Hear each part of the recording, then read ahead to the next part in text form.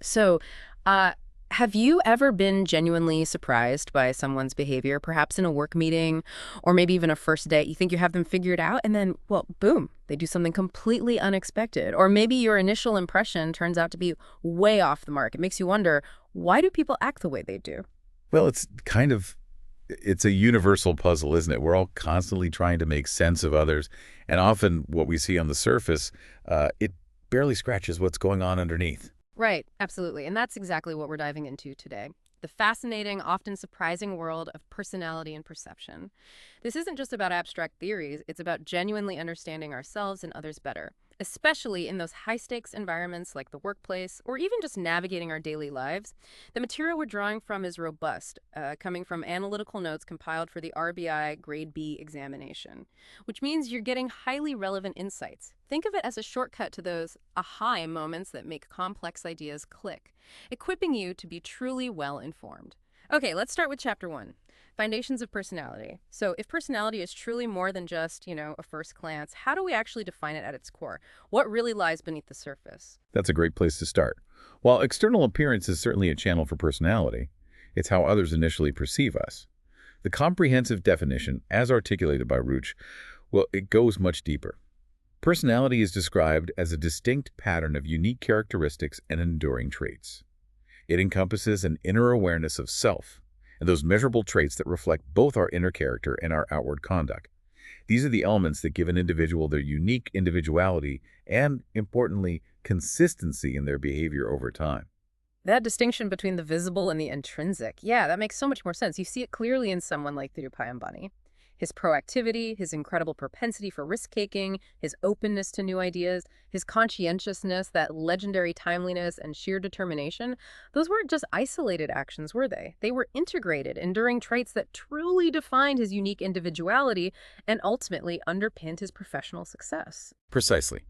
And this directly impacts your professional world. For a body like the Reserve Bank of India, say in high-stakes contexts like employee selection or performance evaluation, a thorough personality assessment requires looking beyond those initial, sometimes misleading, superficial impressions. You really need to delve into these deeper, more enduring traits and internal psychological constructs.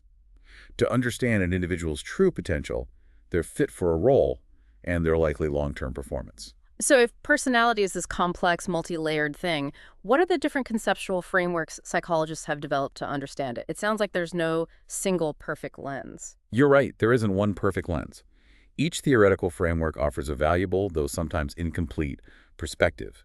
Together, they form a rich, complementary view of human personality. Okay, so what are some of these major frameworks that help us piece together this puzzle? Let's begin with psychoanalytic theory, pioneered by Sigmund Freud. His core idea was that human behavior is largely driven by unconscious forces, instincts, desires, conflicts that operate outside our conscious awareness. He proposed a structural model of the mind with three interacting components: the id, operating on the pleasure principle, seeking immediate gratification of primitive impulses. It's in the unconscious. Then the ego, which functions in the conscious mind, guided by the reality principle.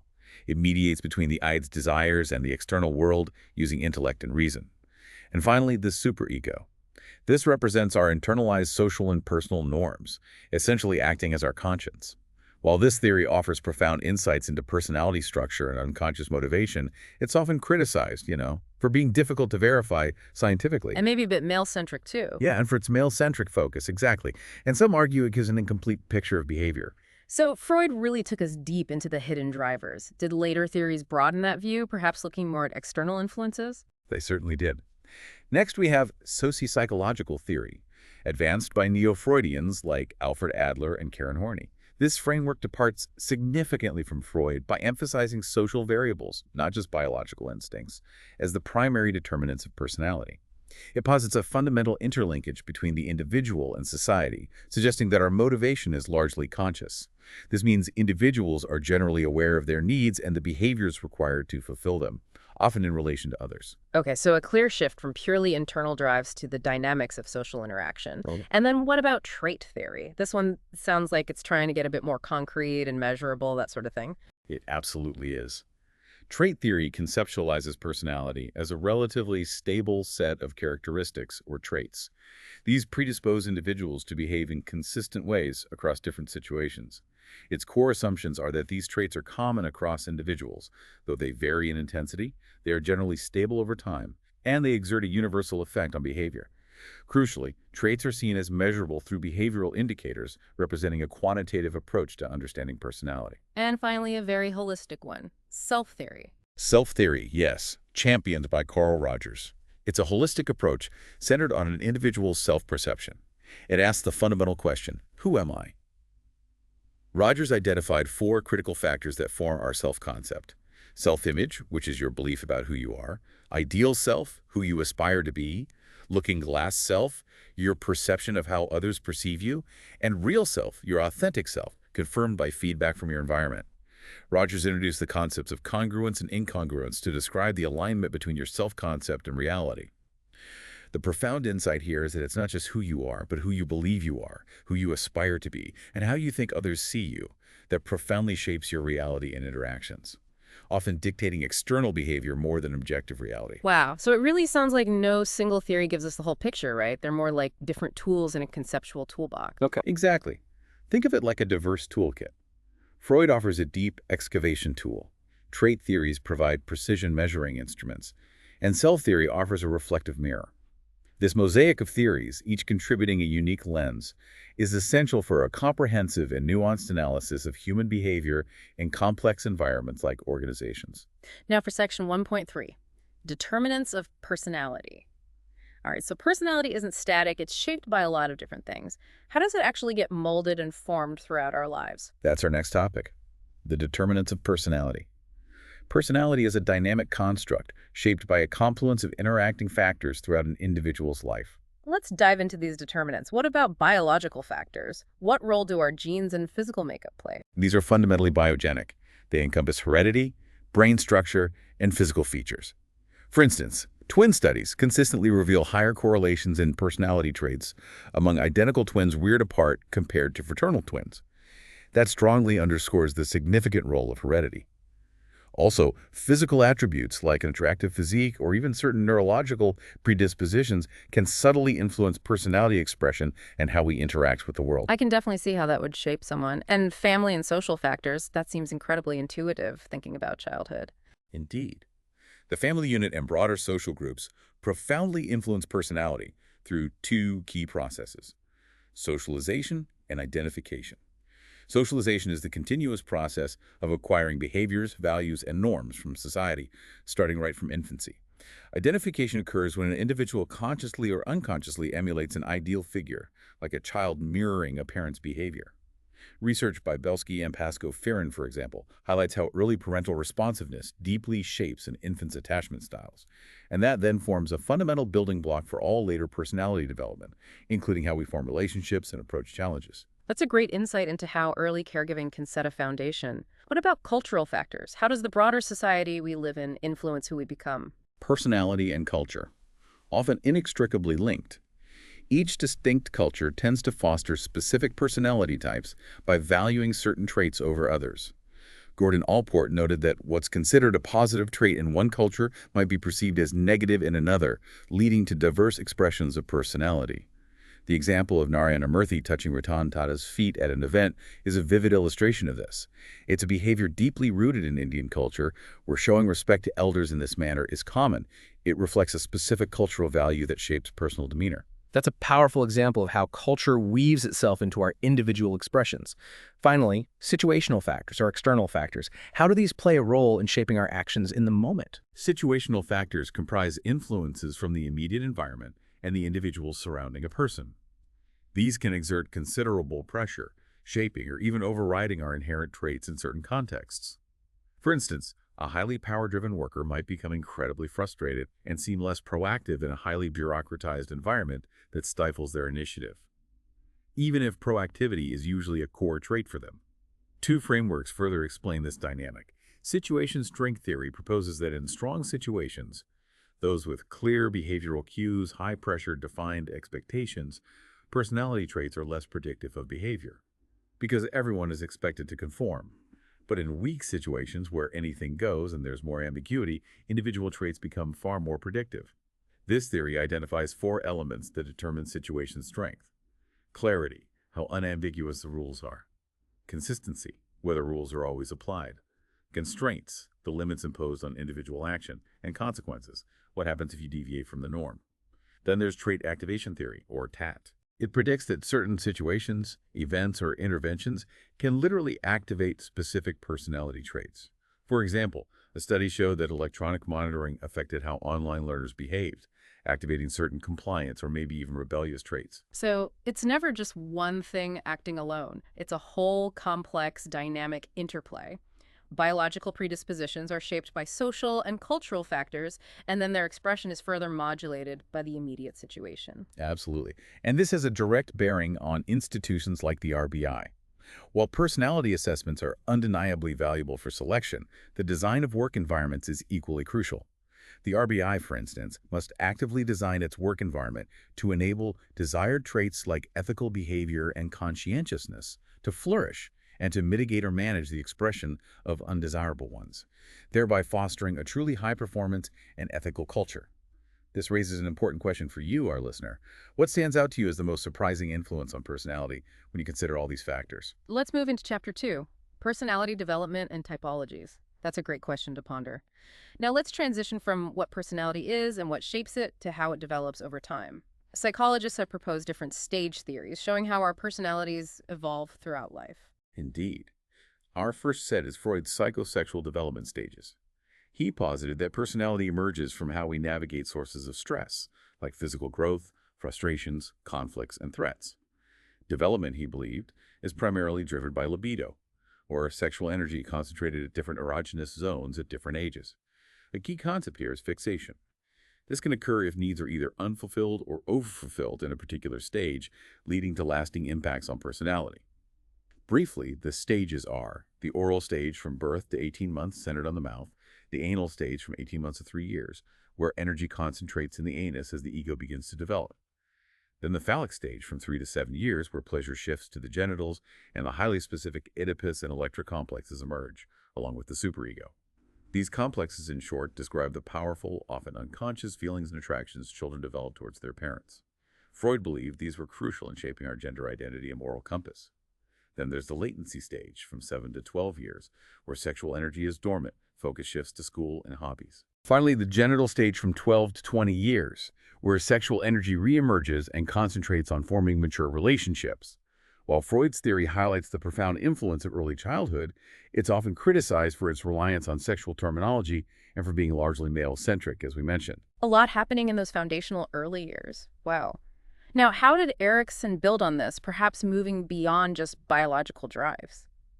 Erikson's theory, the psychosocial stages, offers a broader perspective.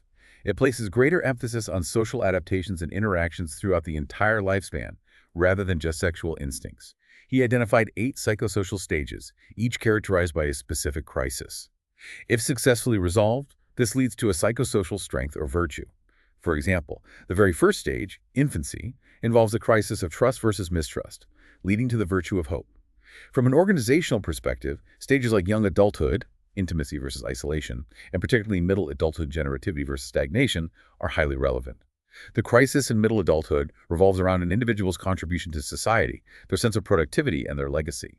Successful resolution in this stage leads to a deep sense of satisfaction and fulfillment, which is highly desirable in a professional context like the RBI. It reflects commitment and long-term contribution. That's a fascinating evolution in psychological thought, from Freud's biological drives to Erikson's social interactions. And then there's a different kind of continuum, directly linking maturity to our environment. Yes, Chris Argyris's immaturity and maturity continuum. He proposed that individuals naturally progress from immaturity to maturity through 7 specific stages of growth. These include moving from passivity to activity, dependence to independence, limited to diverse behavior patterns, erratic shallow to deep intense interests, short time to long time perspective, subordinate to equal superordinate position, and low to high self-awareness and control. Argyris had a powerful contention.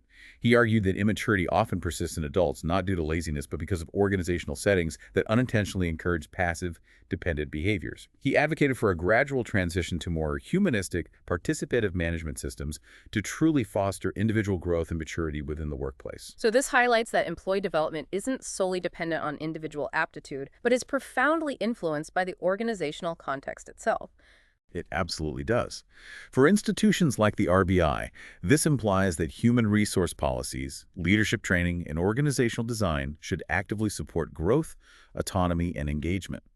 This means creating environments where employees can progress along Argyris's continuum, thereby maximizing their potential and contribution. Okay, next up, section 2.2, classifications of personality types. Beyond development, psychologists have also categorized personality into broader types for simpler understanding. How do these classifications work, and what do they tell us? They offer simplified yet insightful frameworks. First, Jung's classification. It identifies 4 core psychological dimensions: sensing, intuition, thinking, and feeling. He proposed that combinations of these lead to distinct personality types. For instance, a thinking and sensing personality is typically rational, logical, empirical, and money-oriented, often risk-averse. In contrast, a thinking and intuitive personality tends to have a broad view, be imaginative, and more of a risk-taker. And what about Friedman's, the type A and type B? That's a classic one that many people have heard of. It is indeed. Type A individuals are typically perpetually in motion, impatient, highly aggressive, competitive, and constantly feel time pressure. Type B individuals are generally the opposite. Never in a hurry, patient, they engage in activities for enjoyment rather than competition, and are typically mild-mannered. This classification is often referenced in organizational control systems. Type A individuals might prefer tight control and clear hierarchies, while Type B personalities might thrive under more flexible arrangements and greater autonomy. And then Holland's classification, which is quite widely used in career counseling. Holland's classification proposes 6 personality types, primarily used in career counseling, to match individuals with suitable occupations. Briefly, these are realistic individuals who enjoy working with tools and tangible results, investigator types who like solving complex math and science problems, artistic individuals who prefer creative, unstructured activities, social types who enjoy helping and interacting with others, enterprising individuals who like to lead, persuade, and influence, and conventional types who prefer working with numbers and records in a structured, organized manner. These classifications are useful for initial assessments, like career counseling, but it's important to remember they can also oversimplify the rich variability within individuals. Precisely. Their utility lies in offering conceptual clarity for certain contexts, particularly for broad strokes in team composition or career guidance. However, for an institution like the RBI, a more granular, trait-based approach is often better for detailed individual development, performance management, and comprehensive talent assessment. Let's look at section 2.3. Key personality traits affecting behavior. Speaking of traits, what are the most relevant ones from an organizational perspective? These must really influence behavior and outcomes. They absolutely do. We turn now to the Big 5 personality traits, also known as the Ocean model: openness, conscientiousness, extroversion, agreeableness, and neuroticism. This is the most widely accepted personality theory in the scientific community for describing general personality. Openness to experience refers to a person's willingness to consider new ideas, be imaginative, and have a wide range of interests. Individuals high in openness, like Azim Premji, enjoy learning and are intellectually curious. His incredible journey, diversifying Wipro from vegetable oil to a global IT powerhouse that powerfully exemplifies high openness to new ventures and ideas. And conscientiousness. This one seems particularly important for a disciplined environment like the RBI. Conscientiousness describes a person's goal orientation, persistence, and thoroughness. Highly conscientious individuals are reliable, prompt, organized, self-disciplined, and achievement-oriented.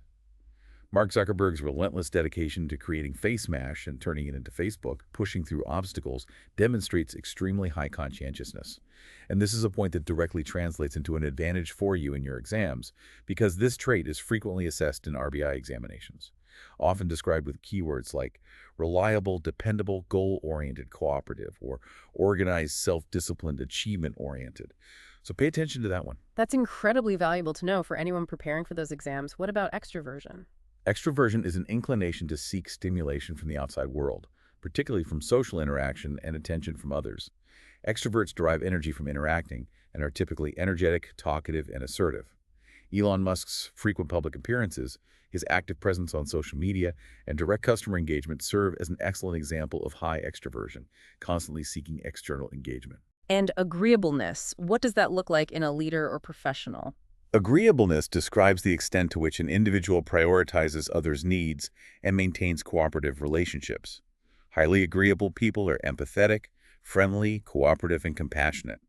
Ratan Tata's well-documented empathy, famously shown through Tata Trust's extensive donations during COVID-19 and his profound care for Taj attack victims by supporting them for years, that powerfully illustrates high agreeableness and a focus on collective well-being. And finally, neuroticism, often framed as emotional stability. What does that encompass? Neuroticism describes an individual's tendency to respond to stressors with negative emotions like fear, sadness, or anxiety.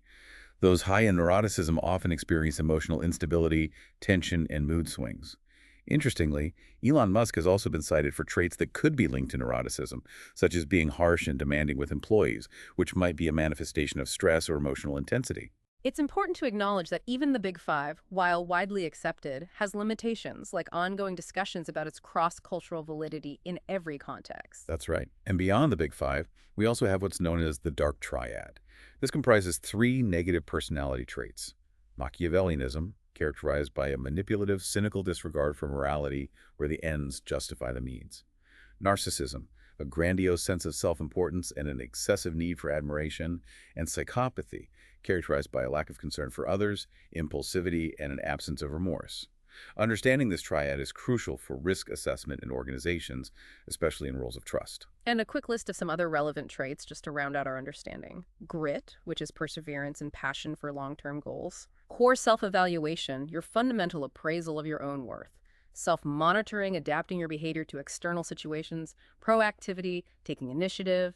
Tolerance for ambiguity, comfort with uncertainty, work ethic orientation, your commitment to hard work, and risk propensity, your willingness to take risks. To synthesize, the Big Five provides a robust framework for understanding general workplace behavior and performance, and it's particularly high yield for exams like the RBI Grade B.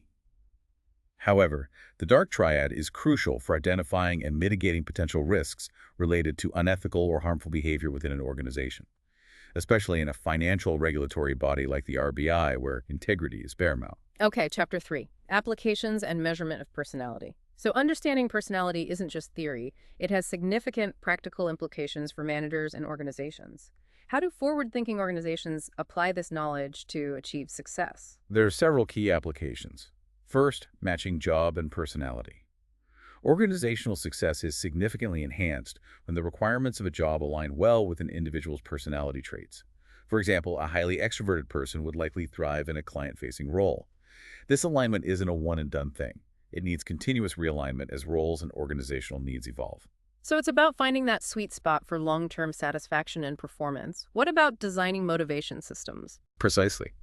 Second, understanding personality helps in designing effective motivation systems.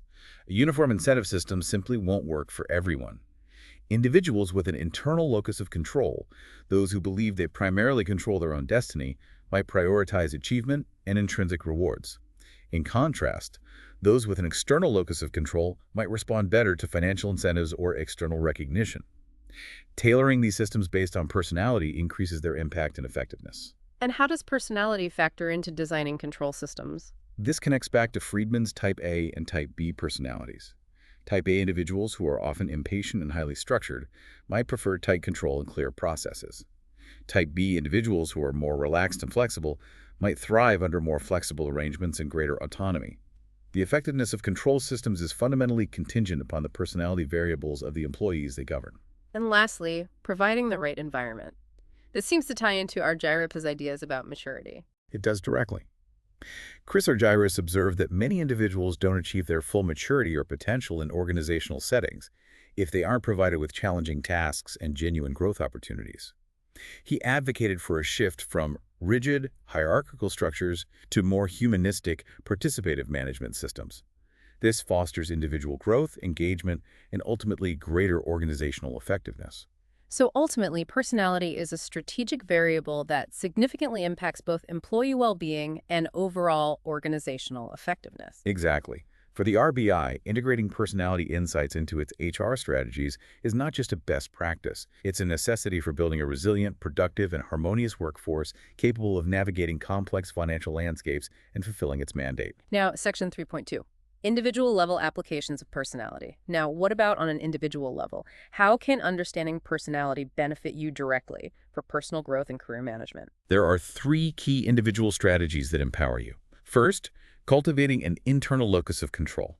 This is the belief that you are the primary architect of your life events, that your actions and efforts largely shape your destiny.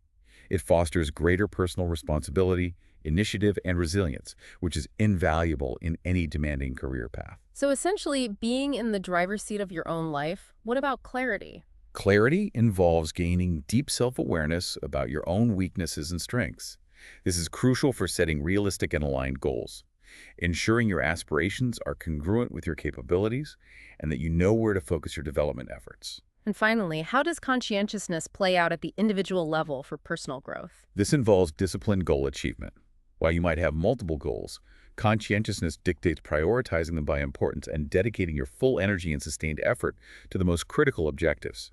This maximizes your effectiveness and leads to consistent progress towards your ambitions. These are all about self-awareness, self-regulation, and really taking personal agency for your own development. For RBI aspirants and professionals, cultivating an internal locus of control, self-clarity, and conscientiousness are absolutely critical for navigating a demanding career path within a central banking institution and achieving long-term professional satisfaction and impact. Moving to Section 3.3, major methods for personality measurement. Okay, so we know what personality is, what shapes it, how it develops, and why it matters, both organizationally and individually. But how do we actually measure it? What are the various methods, and what are their strengths and limitations? Accurate assessment is essential. Let's start with the projective method. These tests ask individuals to respond to ambiguous stimuli like ink blots or pictures onto which they are presumed to project their inner psychological states, hidden conflicts, or unconscious desires. Classic examples include the Rorschach ink blot test and the thematic apperception test, or T. The aim is to uncover deeper personality aspects, but they can be highly subjective and often have lower reliability due to the interpretation required. Then we have personality inventories, which sound more structured, like questionnaires. Yes, these are standardized questionnaires with clear response formats. Examples include the Minnesota Multiphasic Personality Inventory, or MMPI, which assesses various personality traits and psychological disorders, and the 16 Personality Questionnaire, or 16PFQ, which measures 16 primary personality factors. Critically, we also have the widely used Myers-Briggs Type Indicator, or MBTI. It categorizes individuals into 16 types based on 4 dimensions: extroversion versus introversion, sensing versus intuition, thinking versus feeling, and judgment versus perception. Many listeners might have even taken the MBTI. However, it faces significant criticism for forcing individuals into discrete types rather than acknowledging a continuum of traits, and for reliability issues, with people often receiving different results upon retaking the assessment, even in a short time frame. This can lead to misleading self-identifications. That's a huge point about the MBTI, especially given how widely it's used. What about the interview method for assessing personality? The interview method can be quite revealing. We have exhaustive interviews, which are typically semi-structured, designed to gather maximum information across various personality dimensions. And then there are stress interviews, which deliberately create stressful situations, like aggressive questioning or interruptions, to observe how an individual behaves under pressure, revealing their coping mechanisms and emotional stability. And the case history method. This method involves appraising personality based on information collected from diverse sources over time. Things like personal letters, diaries, historical records, or even conversations with family members and friends. It aims to construct a holistic, longitudinal view of an individual's life and experiences that shape them. Finally, the observation method. This involves assessing personality by directly observing an individual's behavior in different situations, whether in a controlled setting or in their natural environment. The premise is that consistent behavioral patterns reflect underlying personality traits. This method is most effective when observers are highly trained and structured in their observations. So it sounds like there are significant trade-offs in measurement, from the deep interpretive nature of projective tests to the structured, quantifiable inventories. No single method is universally superior. A multi-method approach is often best for a comprehensive picture. That's exactly right. For the RBI, especially in critical functions like recruitment and talent development, a nuanced understanding of these tools, including their strengths and limitations, is vital. Over-reliance on a single or unvalidated tool can lead to inaccurate assessments, negatively impacting effectiveness, fairness, and the overall quality of talent entering the institution. Let's shift gears now to Chapter 4, Introduction to Perception. Now, let's transition to the second major theme of our deep dive, perception. This is about how we fundamentally make sense of our world, and it's far less straightforward than we might assume. Indeed. Perception is the cognitive mechanism that transforms raw sensory stimuli into meaningful information. It allows individuals to construct a coherent understanding of their environment. It's not just a passive reception, it's an active, intellectual, and psychological process. Crucially, it directly impacts behavior and is inherently subjective.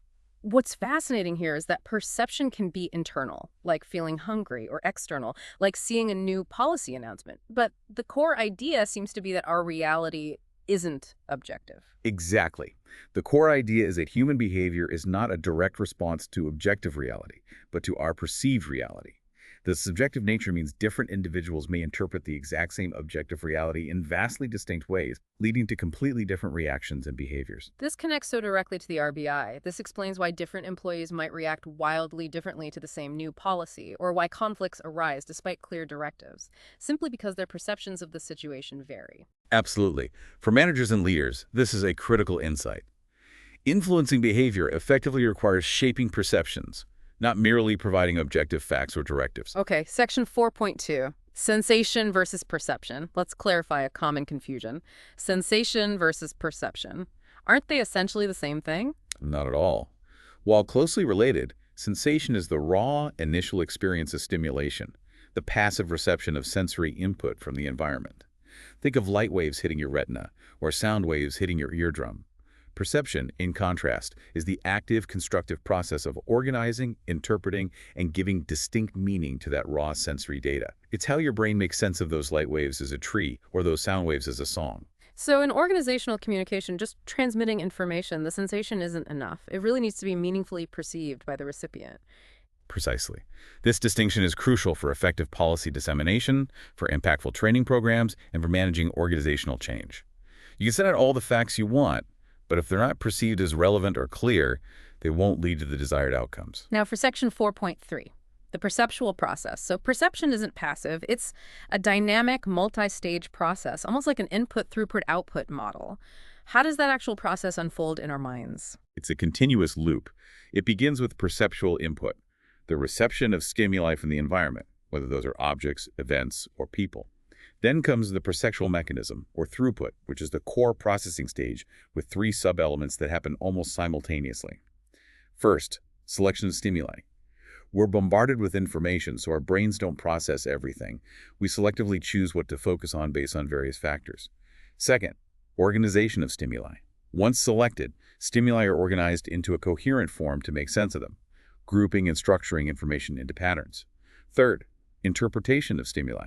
The organized inputs are then interpreted by the perceiver to extract meaning, often based on their own past experiences, assumptions, and biases about people and situations. And the final stage after all that internal processing. The culmination is perceptual outputs, which are the resulting attitudes, opinions, and beliefs we form. It's important to note that these outputs, along with other factors, may or may not immediately translate into overt behavior.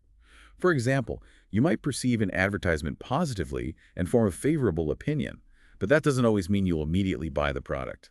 This clearly shows perception isn't passive, but active and constructive, profoundly influenced by our internal states and mental filters. For the RBI, this implies that leaders must actively manage the perceptual process, ensuring information is not only salient, but also coherently presented and critically interpreted as intended to, effectively influence employee attitudes and behaviors, and foster a shared understanding of organizational goals. Let's look at section 4.4, importance of perception in an organization.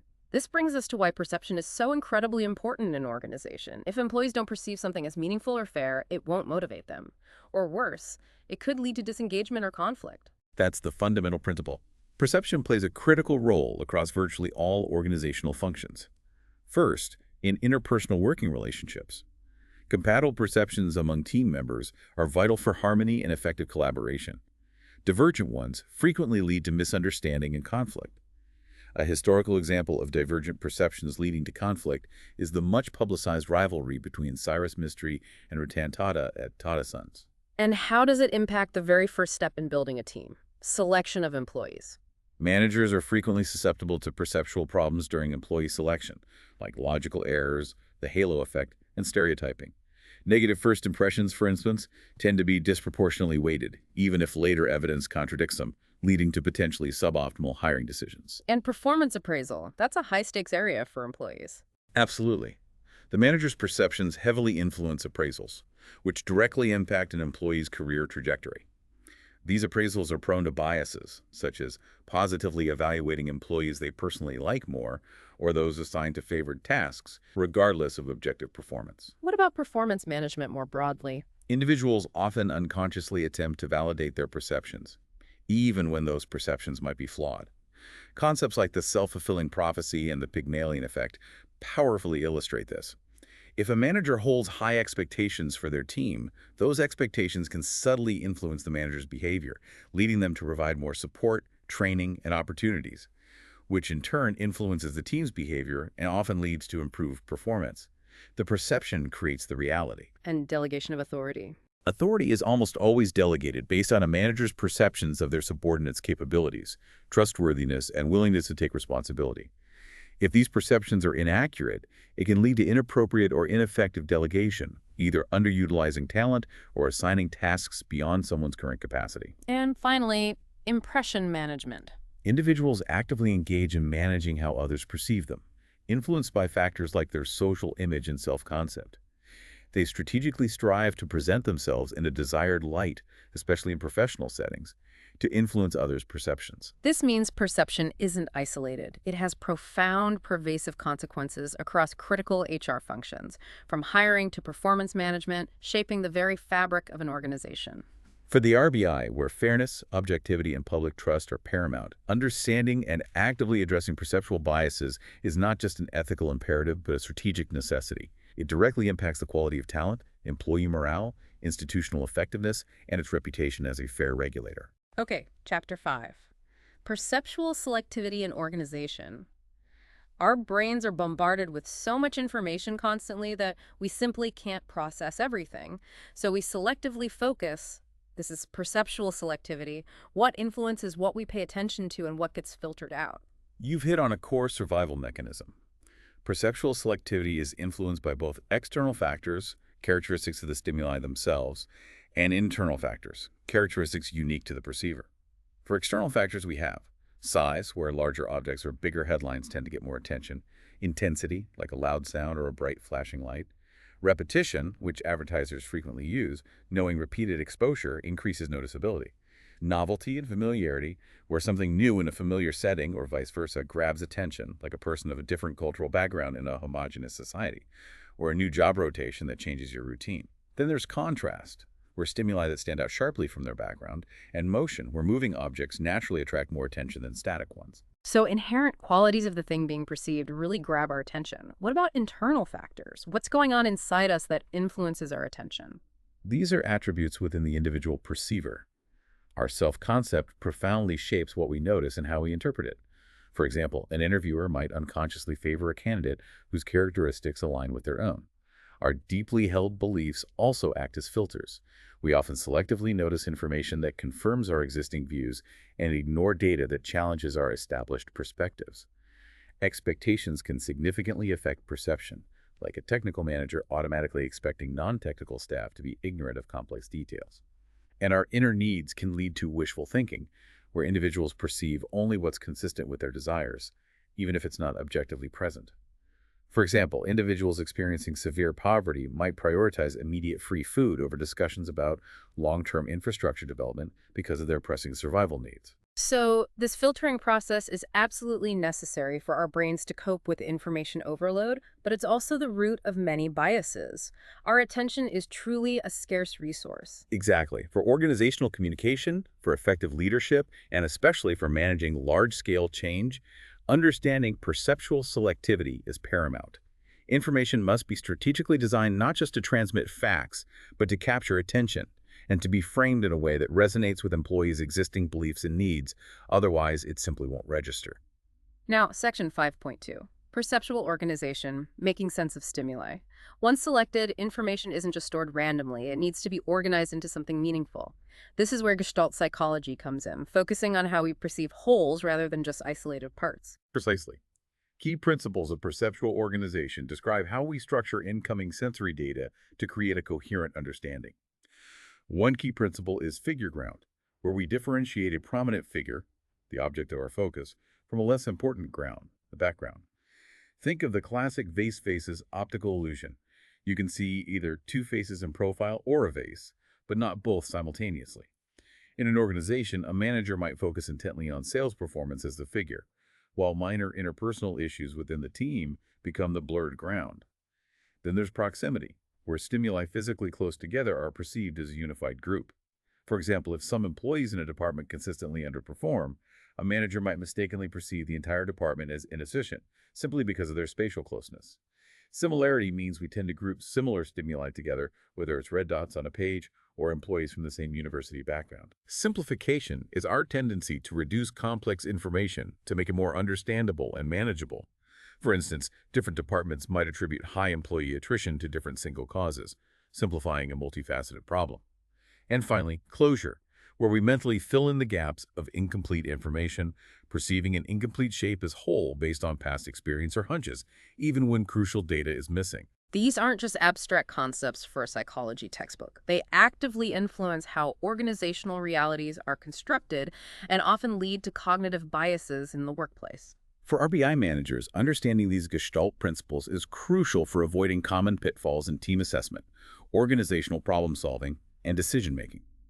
It fosters more accurate, fair, and nuanced judgments by helping them recognize when their brains are taking shortcuts in organizing information. Moving on to Chapter 6, Person, Perception, and Distortions. Now, let's turn our attention to how we form impressions of other people. This is perhaps the most complex and distortion-prone area of perception, given how much rides on accurately judging others. What factors profoundly influence these judgments? This is person perception, and it's truly a dynamic, interactive process. First, there are factors in the perceiver themselves. Our own personality profoundly shapes judgments. This includes projection, attributing our own traits, especially undesirable ones, onto others, and the self-fulfilling prophecy, where our expectations can subtly influence others to behave in ways that confirm those expectations. Our mental set, or fixed ways of thinking and approaching situations, can also impede objective judgment of new individuals. And what about factors in the person perceived? What is it about the other person that influences our judgment of them? Their status, like wealth, social standing, or even perceived knowledge, can significantly influence how they are perceived. A wealthy person, for instance, might automatically be perceived as more intelligent or capable, simply due to their perceived status. Also, the visibility of traits matters. Traits like honesty or integrity are harder to observe directly compared to someone's level of extroversion, so judgments might rely more heavily on the perceiver's own assumptions and biases. And situational factors. The context in which we meet someone really changes things, doesn't it? Absolutely. The environment where an interaction occurs can profoundly alter initial perceptions. Meeting someone in a luxurious five-star hotel versus seeing them in a crowded public transportation setting can lead to entirely different first impressions, even if the person themselves is the same. The context provides cues that our brain uses to interpret behavior. It's fascinating how our expectations can even subtly shape the behavior of the person we're observing. It makes judging others incredibly tricky. For the RBI, where fair and accurate assessments of individuals are paramount, whether for hiring, promotion, or even as regulators, it requires not just evaluating objective qualities, but rigorously training assessors to be deeply aware of their own biases and how situational influences can skew their judgments. This awareness is critical for mitigating unfair judgments and ensuring equitable treatment. Okay, Section 6.2. Common perceptual distortions errors. Here's where we get to the common pitfalls. the perceptual errors that often lead to biases and stereotypes, and which can have a huge detrimental impact on decision-making. What are some of these common distortions we fall prey to? These are pervasive, and understanding them is key. Selective perception is our tendency to interpret information based on our own interests, background, experience, and attitudes, often ignoring uncomfortable or contradictory stimuli. For example, assuming all high-scoring university graduates will automatically excel in a technical interview, overlooking other factors. The halo effect is making an overall positive or negative judgment about a person based on a single prominent trait. For instance, a sharply dressed coworker might be automatically judged as more competent, reliable, or intelligent, even if their actual work doesn't consistently support that. And stereotypes. This one is often discussed and has serious real-world implications, and it's a recurring focus in RBI exams. Stereotypes are indeed critical. They involve classifying people into groups and then attributing the characteristics of that group to individuals, even if they don't possess those characteristics. For example, the outdated stereotype that women are always primarily homemakers, which can lead to biased hiring. Or assuming a new product from a well-known brand like Sony will automatically be good, simply because it's from Sony. This concept is a consistent area of focus in RBI examinations, highlighting its importance in organizational contexts. Next, the contrast effect occurs when you judge someone in comparison to others recently encountered, rather than judging them in isolation. For instance, in a series of interviews, an average candidate might appear excellent if they follow a series of very poor candidates. Similarly, Natarajan Chandrasekaran, as CEO of Tata Sons, is often subtly compared to the legendary Ratan Tata, which can influence perceptions of his leadership. Projection is attributing your own traits, especially undesirable ones or those you're unconscious of, onto others. A dishonest person, for example, might be more likely to see others around them as dishonest. Perceptual set, or mental set, refers to previously held beliefs or assumptions influencing current perceptions. A manager, for instance, who believes workers are inherently lazy, might interpret every action through that lens. Implicit personality involves associating one trait with other unobserved traits, like assuming an honest person must also be hardworking or kind, even without direct evidence. And the expectancy or self-fulfilling prophecy, which is also known as the Pygmalion effect. This sounds particularly powerful. This is a powerful one. It's when an incorrect belief held by one person about another leads the perceiver to act in a way that elicits the expected behavior from the target. If a manager, for instance, holds high expectations for their team, they might unconsciously provide more resources, encouragement, and autonomy, which in turn leads the team to actually perform better, making the initial incorrect belief a reality. The sheer number and vivid examples of these errors truly underscore their pervasive nature and how deeply they hamper proper decision-making skills and inevitably lead to strained relations within teams and organizations. For the RBI, where objective and fair decision-making across all levels is critical, from policymaking to internal HR, understanding and actively mitigating these biases is paramount for equitable treatment, efficient operations, and maintaining public trust. Next, Section 6.3. Implications of perceptual distortions in organizations. So let's connect these perceptual errors to their very real, very direct impact in organizations. What are the broader, profound implications of these distortions? They carry profound and often detrimental implications across critical organizational functions. In employment interviews, inaccurate judgments and early entrenched impressions formed by interviewers lead to suboptimal hiring decisions, bringing in less than ideal talent or missing out on great candidates. For performance expectations, faulty perceptions create biased expectations, manifesting as a self-fulfilling prophecy. If a manager perceives an employee as low potential, they might unconsciously provide fewer opportunities, leading to lower performance. And how does this directly affect performance evaluations? An employee's entire future trajectory, including promotions, pay raises, and career development, is closely tied to these appraisals. When these evaluations are affected by a manager's inaccurate perceptions or biases, like the halo effect or stereotyping, it leads to unfair outcomes, demotivates high performers, and can even drive them away. And the overall cumulative impact on the organization. Collectively, these issues hamper proper decision-making skills across the entire organization, from strategic planning to day-to-day operations. They can lead to strained relations and may even result in open conflict among people, creating a toxic work environment. Ultimately, these distortions can significantly restrain organizational growth by undermining talent, fairness, and effective collaboration. So it creates this detrimental feedback loop. Distorted perceptions lead to poor decisions, which leads to conflict and then further hinders growth. For the RBI, recognizing this feedback loop means that addressing perceptual biases isn't a one-off event, but requires continuous vigilance and systemic interventions across all human resource functions and operational processes. This is essential to ensure a fair, merit-based, and high-performing culture that can effectively manage its responsibilities. Okay, let's talk about Chapter 7, Strategies for Enhancing Perceptual Accuracy. The good news is we're not just passive recipients of our biases. We can actively improve our perceptual accuracy, starting with ourselves. What are some individual-level strategies that we can implement? Improving perceptual accuracy often begins with deep introspection and self-awareness. First, perceiving oneself accurately. Truly understanding your own biases, your mental sets, and your filtering mechanisms is foundational to perceiving others and situations more objectively. Without knowing your own lens, you can't adjust it. Second, enhancing self-concept. When individuals successfully accomplish goals and experience growth, it enhances their self-concept, contributing to a healthier, more confident internal state, which in turn leads to a less distorted and more open perception of the world. And third, having a positive attitude. Individuals who cultivate a positive, growth-oriented outlook tend to view situations and people from a more constructive angle, making their perception less susceptible to the negative distortions that often arise from cynicism or negativity. These introspective strategies align beautifully with Carl Rogers' self-theory, emphasizing personal agency and the power of self-awareness. For RBI aspirants and professionals, cultivating self-awareness, emotional intelligence, and a growth mindset is absolutely vital. These individual strategies not only foster personal well-being, but are also critical for unbiased judgment and effective interaction in a demanding environment.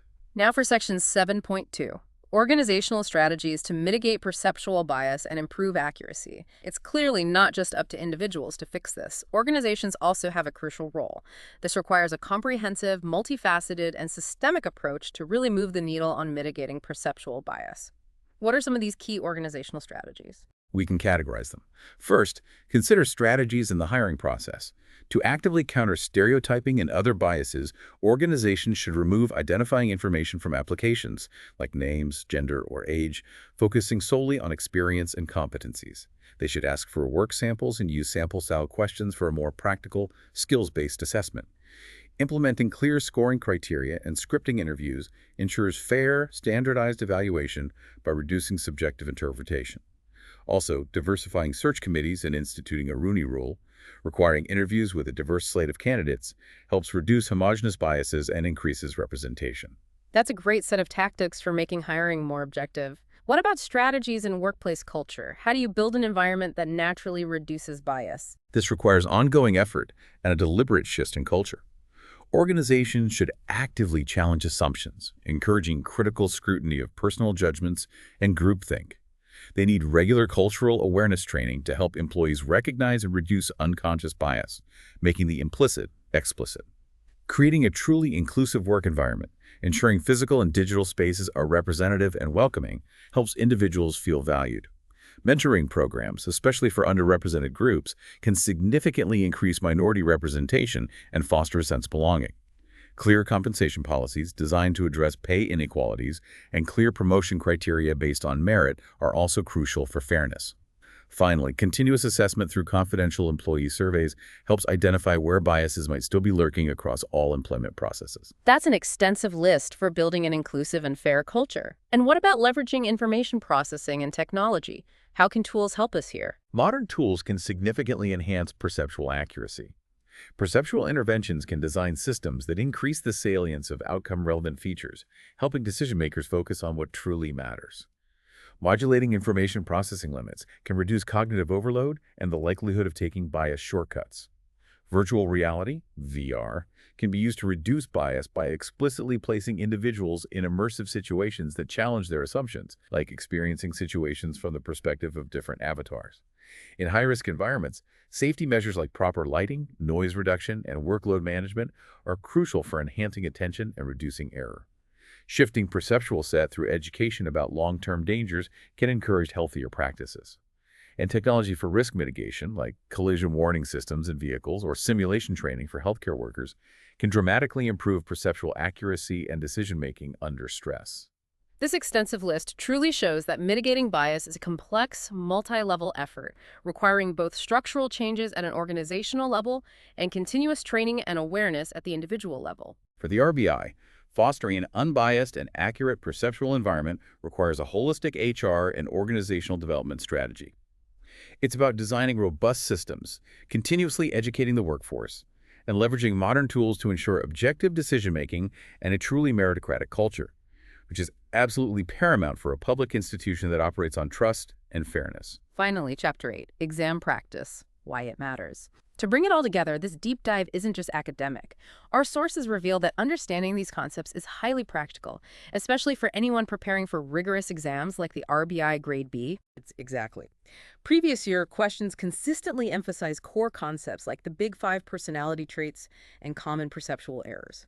This means that by understanding today's discussion, you've equipped yourself with high-yield knowledge directly relevant to assessing workplace dynamics and excelling in such examinations. This is where your new insights translate into tangible advantage. For example, a question from the RBI Grade B Phase 2 asked, which type of perceptual error sees an individual as a part of a group? The correct answer: stereotyping. Another common question relates to the Big Five. In 2022, a question described an employee as reliable, dependable, goal-oriented, and cooperative, and asked which Big Five trait was reflected. That's conscientiousness. And in 2023, another question again linked organized, self-discipline, and achievement-oriented to conscientiousness. These aren't just theoretical, they're directly applicable to real-world scenarios and to excelling in your exams. That's incredibly valuable for our listeners to know. It's not just about learning, but about applying. Precisely. The exams also include descriptive questions that directly align with these core conceptual areas and practical applications. Things like discussing the Big Five model, delving into perceptual distortions, and outlining strategies for improvement. So you're not just learning facts, but frameworks for sophisticated analysis and problem solving within a professional organizational context. So we've unpacked personality as a dynamic concept, shaped by a confluence of many factors, and understood how various theories help us grasp human behavior. We've also seen that perception is our profoundly subjective lens on reality, and how its inevitable distortions can lead to serious organizational consequences. But the great news is we have powerful individual and organizational strategies to enhance accuracy and foster fairer interactions. Indeed, it's about a continuous, conscious effort to refine how we see ourselves, how we interact with the world, and how we understand others. Knowing how profoundly our perceptions shape our reality and how much our personality influences our interactions, what's one immediate step you can take this week to become a more objective perceiver or to better understand a colleague's personality? Mull that over. Thank you for joining us on this deep dive.